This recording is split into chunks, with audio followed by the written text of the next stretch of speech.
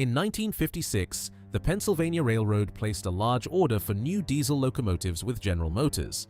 The Pennsylvania had been buying its power from a plant 12 miles down the Delaware River for more than a century, through 5 financial panics and 2 world wars.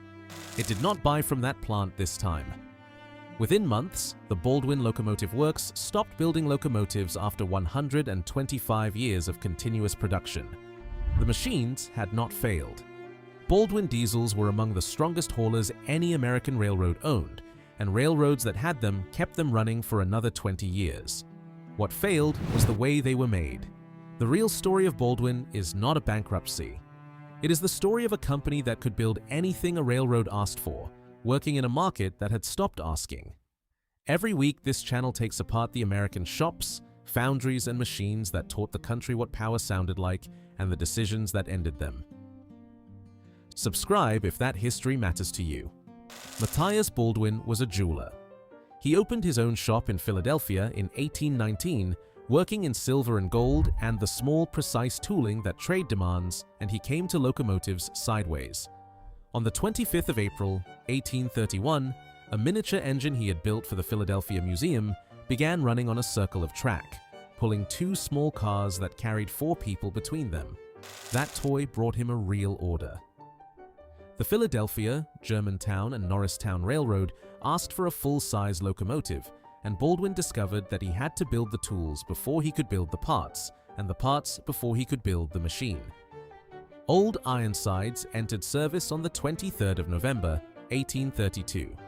He had quoted $4,000. He settled for $3,500, and he is said to have told a colleague that it would be the last locomotive he ever built. It was not. What Baldwin had walked into was a country with no locomotive standard of any kind, where every railroad chose its own gauge, its own grades, its own curvature, and its own coal, and where an engine built for one line would tear itself apart on another. English locomotives arrived and failed. American track was rougher and steeper than anything the builders in Newcastle had designed for, so there was nothing to standardize around. Baldwin turned that into a business. The jeweler's habit of working to fine tolerance became a manufacturing method, and the absence of any industry standard became the product itself, because a railroad that could not buy a locomotive off a shelf would pay a premium to a shop that could draw, pattern, cast, and erect exactly the machine it had asked for. By 1857, he was building 66 locomotives a year with between 400 and 600 men. Then the country broke apart.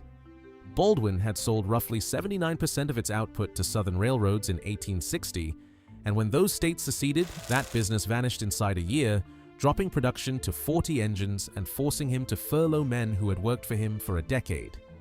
The Union's demand for coal, iron, and troops brought it back. During the war, Baldwin sold 100 locomotives to the Pennsylvania Railroad alone. Matthias Baldwin died in 1866, having built 1,500 locomotives. But the machine he left behind was not really a factory. It was a method for saying yes. By 1880, the company had turned out its 5,000th locomotive, and it had built something around that output that mattered more than the output did. The system had 3 parts. Baldwin ran on standard components wherever standard components could be used, on shop cards that fixed specifications in writing so a design could be repeated exactly, and on performance contracts, which is the part worth stopping on, because Baldwin did not sell a locomotive as an object. It sold a guarantee that a given machine would move a stated tonnage at a stated speed on a stated grade. That is a promise about a specific railroad. To make it, Baldwin had to know the grade, the curvature, the water, the coal, and the crews of every customer on its books, and it had to keep that knowledge current across hundreds of railroads for decades, which is a harder thing to build than a foundry and a much harder thing to copy. There was also only one person to sell to.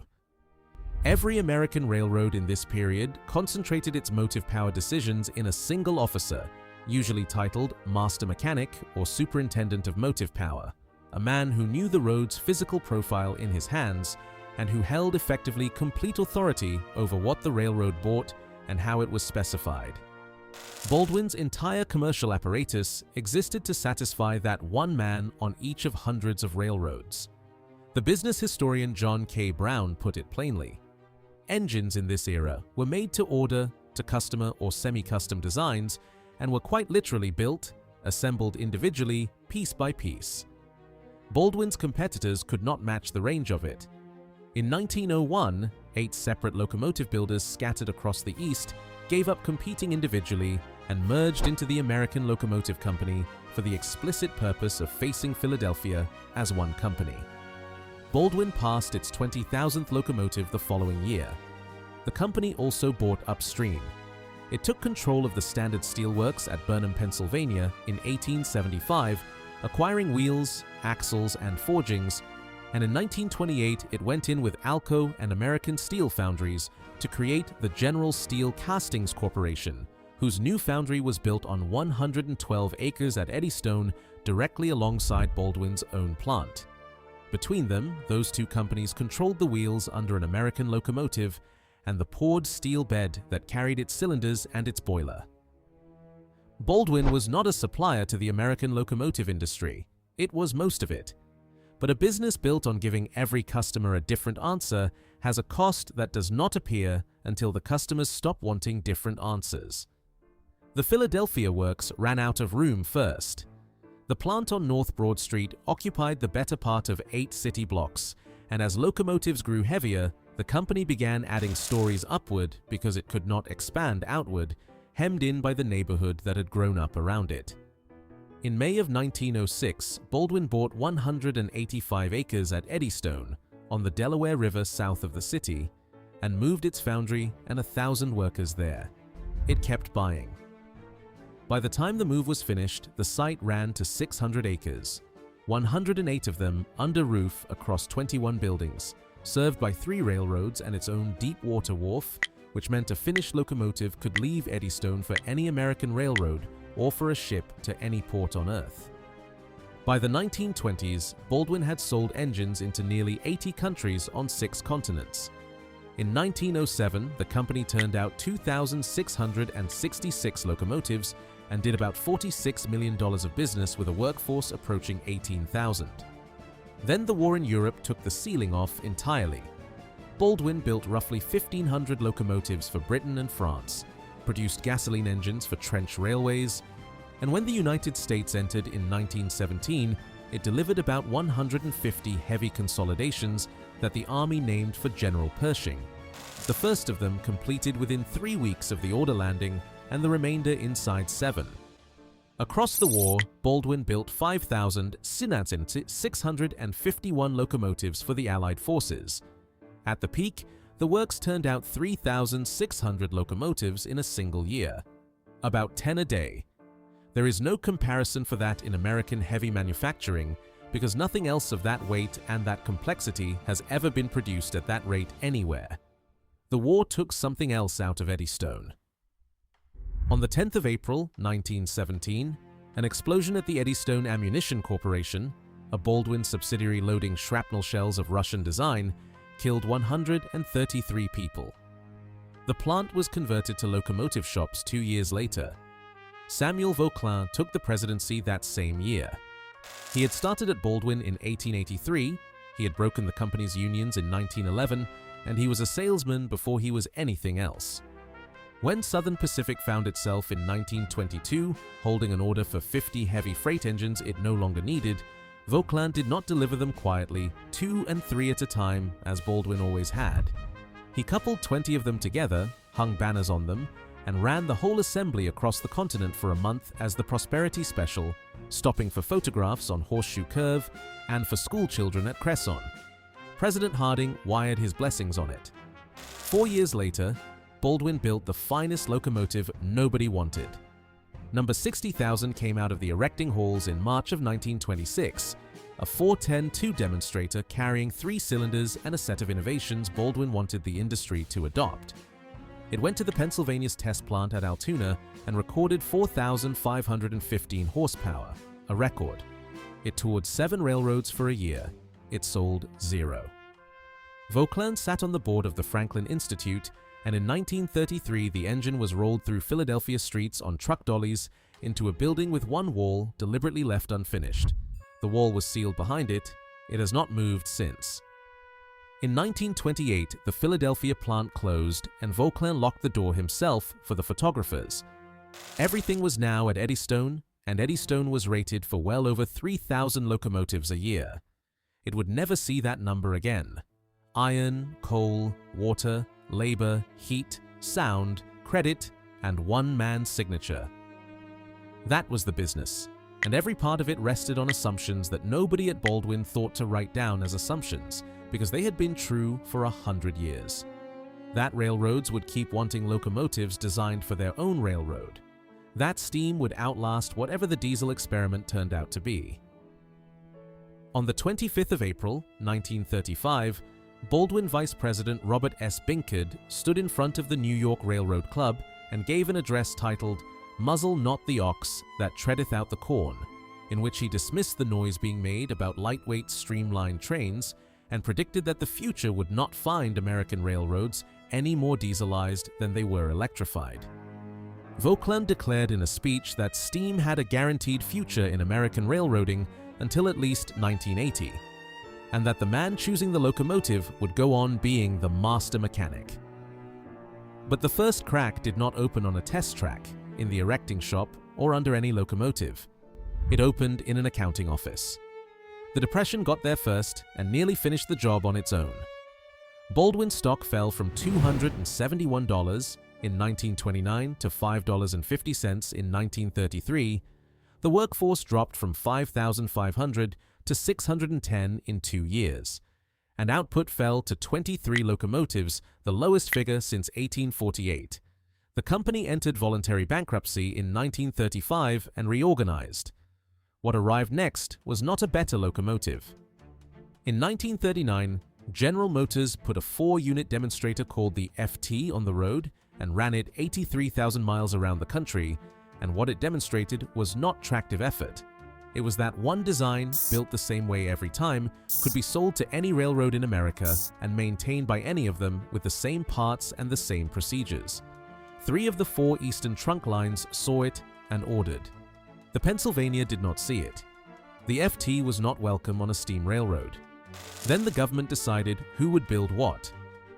During the War Production Board, which allocated American industrial capacity by ruling, limited Baldwin and Alco to steam locomotives and diesel switches and curtailed their development work on road diesels, while clearing electromotive to mass, produced the FT.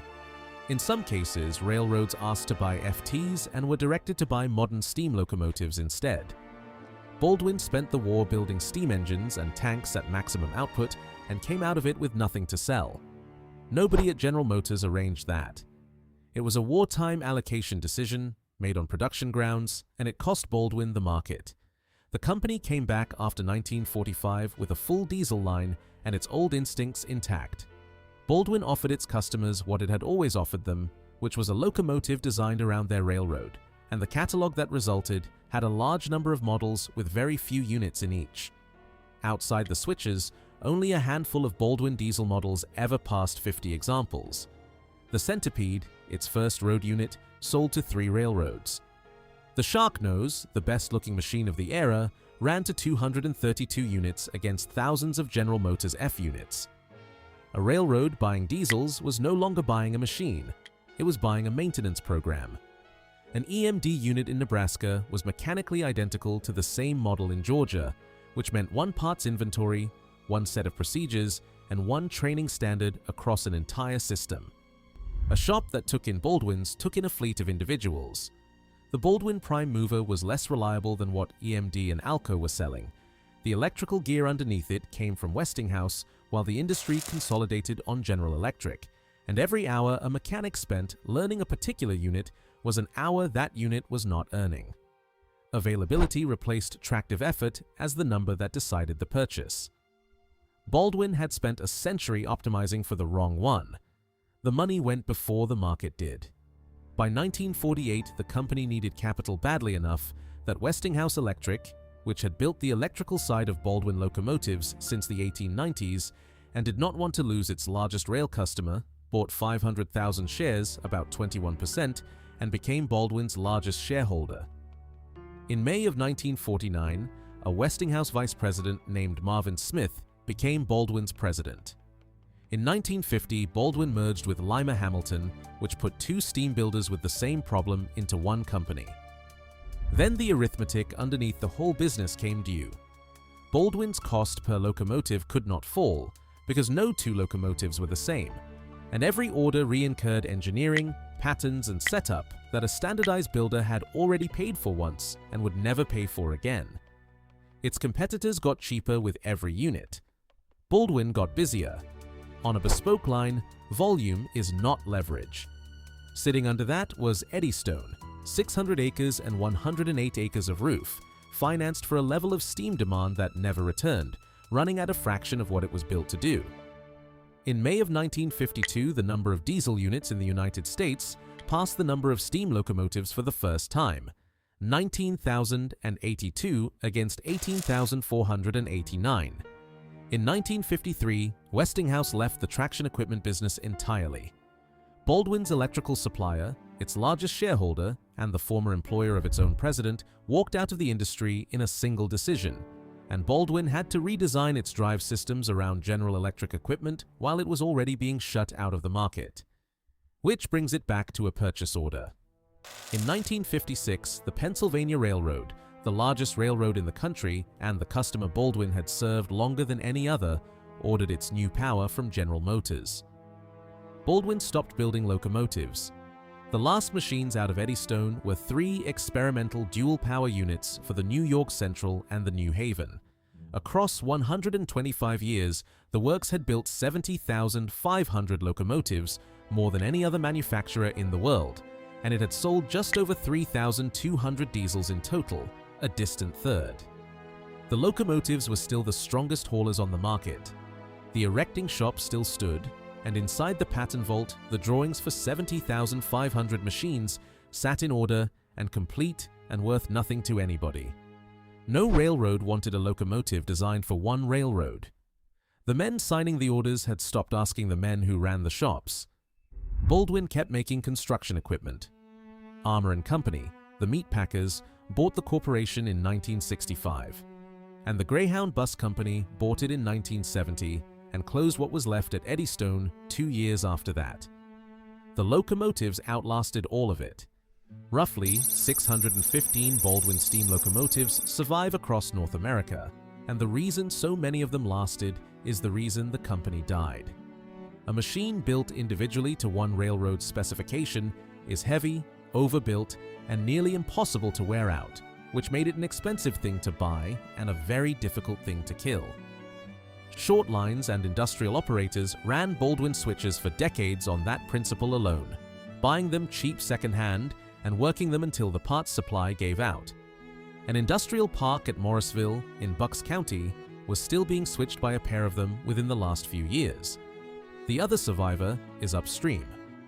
The Standard Steel Works at Burnham, which Baldwin bought control of in 1875 and which had been organized as Freedom Forge in 1795, is still making railroad wheels and axles in Mifflin County.